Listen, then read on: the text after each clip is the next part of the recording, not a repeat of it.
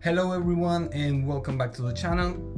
If you've been following this series, you already know that I've been exploring traditional Japanese materials, different papers, different pigments, inks, different binders, trying to understand how they behave. But today I want to do something a little bit different. Instead of testing the materials by themselves, I want to use them in an actual painting. Today, I want to paint a Hannya mask inspired by Utagawa Kuniyoshi. I want to see how everything I've been experimenting with comes together in a real piece. Let's go and paint. I begin by grinding a light mixture on the inkstone, just enough to sketch the basic structure of the Hannya mask.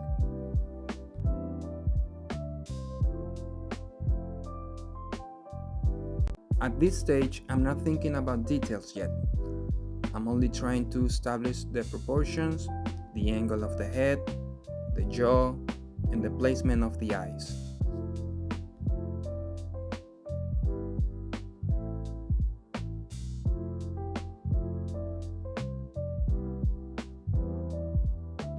Once the construction feels right, I prepare a slightly darker mixture of ink. This second pass is where the character of the mask begins to appear. I start with the eyebrows, facial features, and the flowing strands of hair. Little by little, the sketch stops looking like a collection of guidelines and starts becoming a Hannya mask. And with the drawing finished, it's time to prepare fresh black ink for the final outline. I grind a solid ink stick until I get a rich deep black. Before touching the painting, I always test the ink on a small piece of shrunk paper. I keep this scrap nearby, specifically for checking the consistency before committing to the final lines. And once I'm happy with the density, I begin the definitive outline.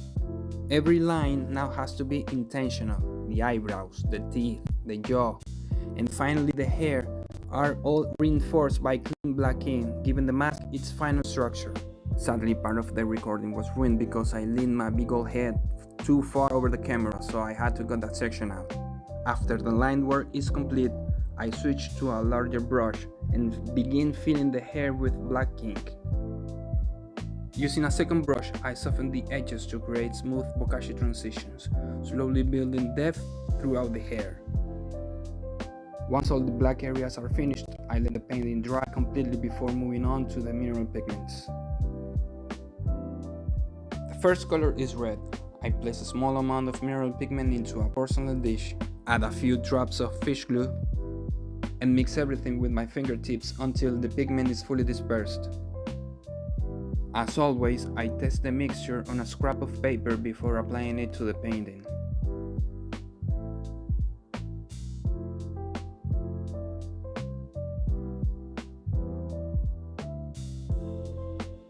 The tongue receives a solid layer of red first. Then, using a second clean brush, I soften the pigments around the corner of the eyes. It's a subtle detail, but it gives the mask that irritated, bloodshot appearance that makes the expression feel much more intense.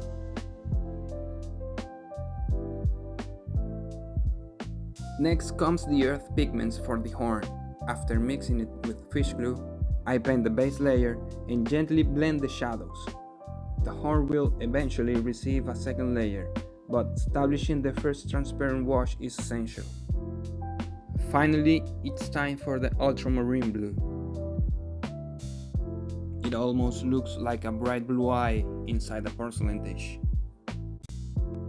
With the paint ready, I begin covering the entire mask with a soft blue-gray base layer.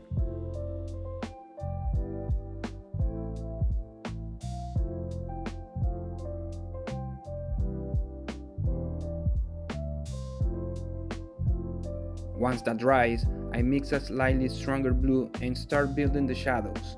Instead of relying on a single heavy layer, I prefer to slowly develop the form with transparent washes. That gradual buildup gives the mask much more depth while preserving the luminous quality of the mineral pigments.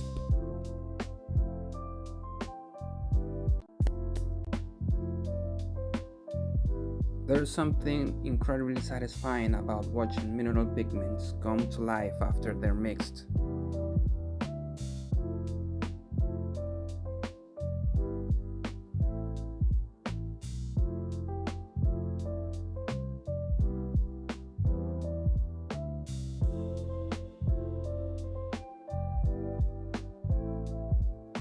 Next up is the mixture with yellow mineral pigments. Rather than using the yellow by itself, I pick up a little of the remaining earth pigment to create a muted ochre.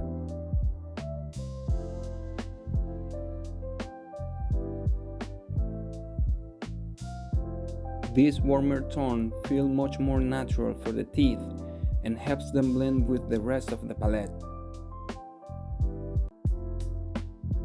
Using the same mixture, I applied a second layer to the horns. Leaving the darker brown underneath creates a soft transition from the base towards the tips, giving them a much more dimensional look. At this point, the painting is almost finished. All that's left is to prepare one final batch of black ink. I've always found it interesting that in some traditional painting practices, the eyes are completed last.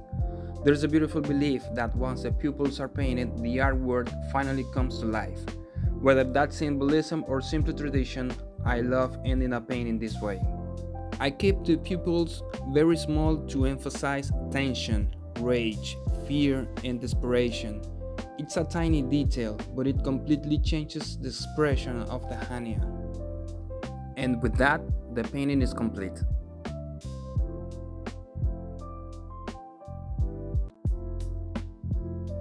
Thank you so much for watching, and if you enjoyed this experiment, please leave a like, subscribe to the channel, and I'll see you in experiment 004.